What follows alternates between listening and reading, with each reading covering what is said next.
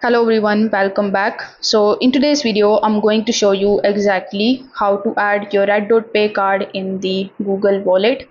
So first of all, what you need to do is you need to simply launch your RedotPay application, then simply sign in into your account if you haven't already. Now, if you don't have an account yet, you can just simply use the link that is given in the description in order to get $5 absolutely for free.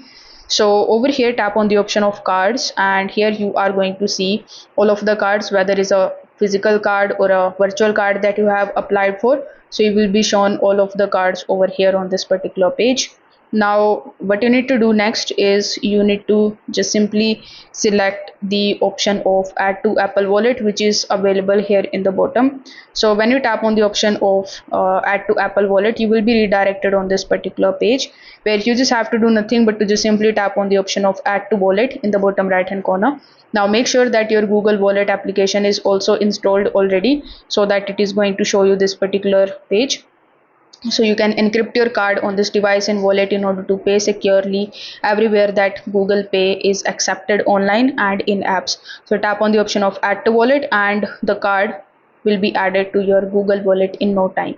So if this video helped you out, consider subscribing to the channel and liking the video. Thanks for watching.